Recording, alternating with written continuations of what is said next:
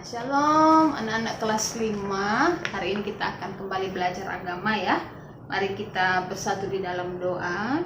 Tuhan yang mengasihi kami akan belajar tentang pertobatan hari ini. Kami dari anak-anakmu kelas 5, kami memohon pertolonganmu supaya kami boleh belajar dengan baik, kami boleh belajar dengan tetap semangat. Dan biarlah kami boleh mengerti apa yang akan kami pelajari hari ini. Dalam nama Tuhan Yesus kami berdoa, haleluya, amin. Nah, anak-anak kelas 5, mari siapkan buku cetaknya. Kita akan memulai di bab yang kelima ya, yaitu tentang aku mau bertobat. Aku di sini siapa? Yaitu kita semua ya, anak-anak kelas 5, Miss, anak-anak semuanya di sini dikatakan mau bertobat. Bertobat yaitu meninggalkan hidup lama kita ya, meninggalkan perbuatan jahat, meninggalkan semua yang kita lakukan yang tidak sesuai dengan firman Tuhan. Oke. Halaman 31 di bagian A. Menyadari dan menyesali dosa. Nah, menyadari dan menyesali dosa, ada beberapa tokoh yang akan kita pelajari. Siapa saja mereka yang ketika berbuat dosa, berbuat kejahatan, mereka menyadari, sadar, terus menyesal dan mengakui di hadapan Tuhan, dan akhirnya mereka berubah atau bertobat. Nah, yang pertama yaitu Zakheus. Tahu ya, Zakheus itu ya seorang yang pendek ya dikatakan, dan seorang pemungut cukai. Coba anak-anak perhatikan di sini. Dikatakan bahwa Zakheus ini adalah orang yang kaya sebelumnya. Dia orang yang kaya raya, yang punya segalanya, dan ia memiliki segala sesuatu, tapi dia bekerja sebagai pemungut cukai.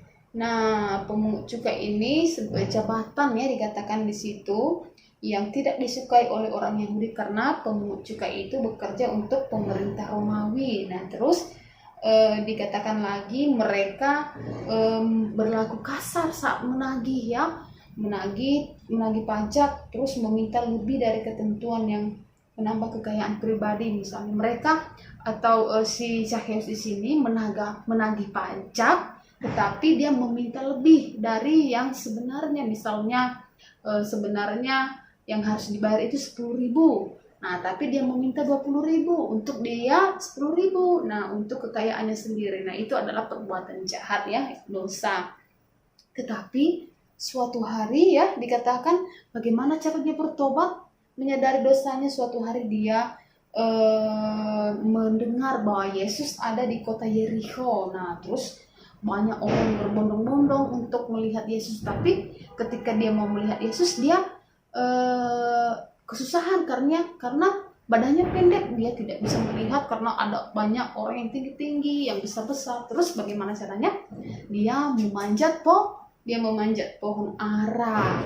Terus dia di atas pohon, dia melihat Yesus. Nah, ketika dia di atas pohon, Yesus berkata, "Hai Zakheus, turunlah kau karena aku mau ke rumahmu." Wah, Yesus mau ke rumahnya. Zakheus sangat senang di situ ya, sangat senang. Nah, terus ketika Tuhan Yesus bertamu atau datang ke rumahnya, dia langsung mengakui apa yang dia lakukan. Dia menyesali dosanya, dan sehingga akhirnya dia bertobat dan dia memberikan semua hartanya kepada orang miskin, bahkan 4 kali lipat. Bayangkan anak-anak. Nah, dia memberikan semuanya dan juga hasil uang pemerasannya. Artinya dia mengganti semuanya itu, bahkan lebih dari apa yang dia ambil. Wah, bagus ya pertobatannya ya. Kemudian Zakheus juga tidak hanya bertobat dalam kata-kata, dalam hati, tidak hanya bilang aku mau bertobat. Tidak, tetapi dia melakukan. Nah, dia langsung berbuat, dia menunjukkan di dalam tindakannya ya. Nah, ia bertobat dalam perbuatan. Nah, jadi dia membagi-bagi semua hartanya kepada orang miskin ya. Nah, itu tokoh yang pertama. Tokoh yang kedua yang menyesali dosa setelah mereka berbuat jahat, yaitu Saulus. Saulus ini adalah Paulus ya. Saulus sebelum dia bertobat namanya Saulus, tapi setelah dia bertemu Tuhan, namanya diganti menjadi Paulus. Nah, bagaimana cara pertobatannya? Dikatakan Saulus ini adalah orang Yahudi yang taat. Nah, ia seorang ahli Farisi yang tidak bercacat, ia memenuhi semua tuntutan hukum Taurat. Seorang Saulus ini dia mengetahui semua isi hukum Taurat. Nah, tetapi dia sangat membenci orang-orang yang percaya kepada Tuhan. Orang-orang Kristen yang mengikut Tuhan dia benci, terus dia kejam, dia menganiaya semua orang-orang yang percaya Tuhan itu. Wah, begitu kejamnya. Terus dikatakan semua orang-orang Kristen pada waktu itu sangat takut kepadanya. Nah, bagaimana cara dia bertobat? Dia bertemu Yesus ya dalam perjalanan ke Damsyik. Nah, terus Yesus berkata kepadanya, Saulus, Saulus, mengapa engkau menganiaya aku? Artinya Tuhan Yesus mau katakan ketika Saulus menganiaya orang-orang Kristen atau pengikut Kristus, artinya sama saja Saulus sedang menganiaya Tuhan karena itu adalah pengikutnya. Nah, kalau kita berbuat jahat kepada orang lain, artinya kita sedang berbuat jahat kepada Tuhan. Nah, itu ya poin yang harus kita ingat. Nah, terus dikatakan, nah sejak saat itu ia percaya kepada Tuhan. Nah, ketika dia bertemu dengan Tuhan, maka pada hari itu dia buta. Wah, dia menjadi buta, dia tidak bisa melihat. Nah, pada akhirnya dia bertobat. Dikatakan Saulus menjadi buta setelah beberapa hari di Damsyik. Saulus kembali dapat melihat. Kemudian ia percaya kepada Yesus dan memberi diri dibaptis.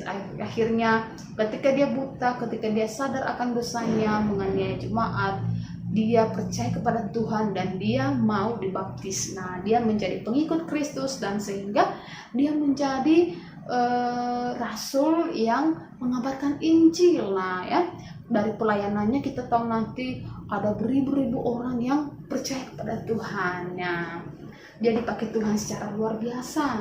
Nah, dia tidak menganiaya jemaat lagi, tetapi dia membawa semua orang-orang yang tidak percaya itu menjadi percaya kepada Tuhan. Wah, perubahan yang acak, perubahan yang bagus ya.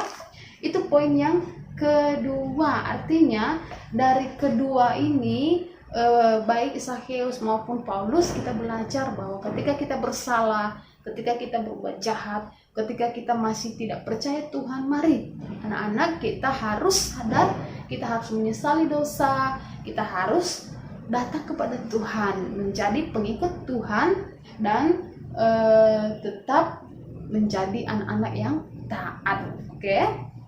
Terus ada satu tokoh lagi ya, bagian B, masih di halaman 32 tentang Simson. Di situ mohon pengampunan Allah.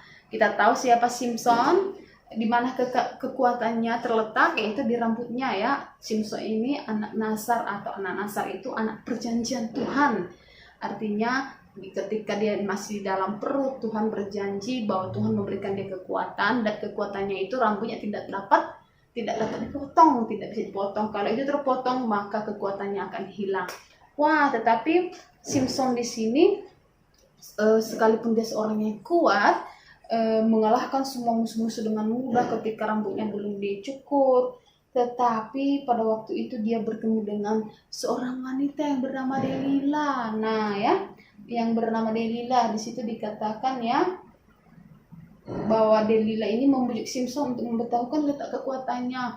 Berhari-hari istrinya ini merengek, ayo kasih tahu aku apa di mana kekuatanmu, di mana letaknya. Nah, pertama, kedua, Simson tidak kasih tahu, tetapi pada hari selanjutnya dia juga terbujuk oleh rayuan si Delila ini, sehingga akhirnya dia kasih tahu, dan akhirnya musuh-musuh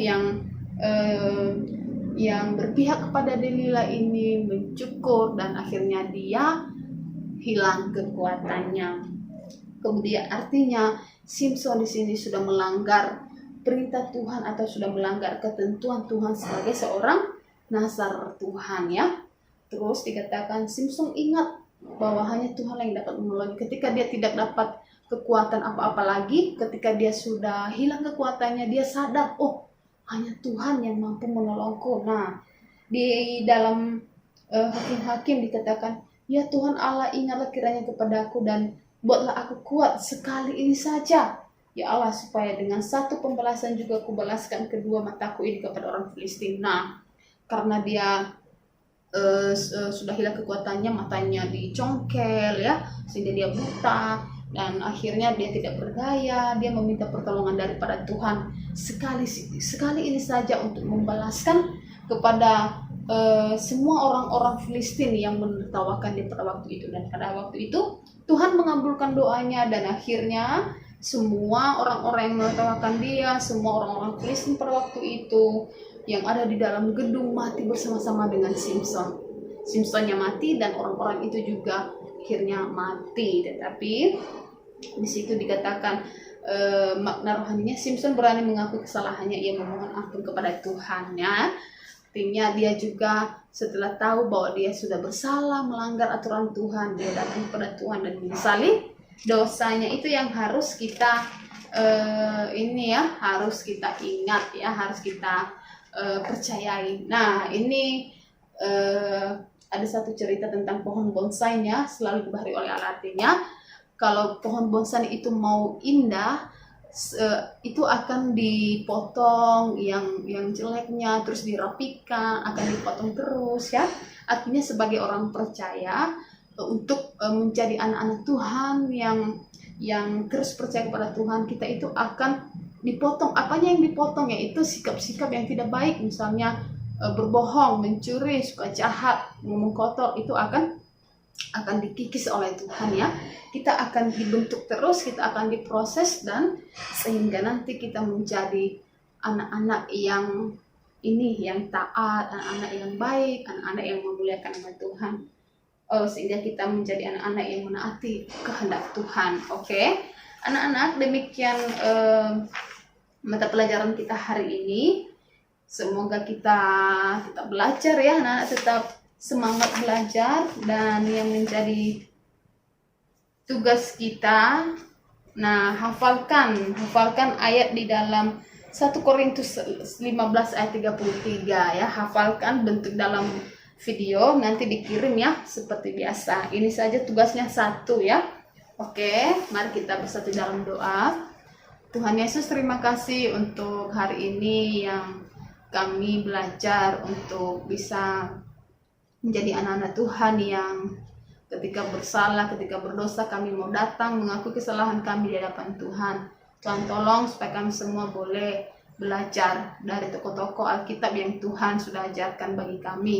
Dalam nama Tuhan Yesus kami berdoa, haleluya, amin.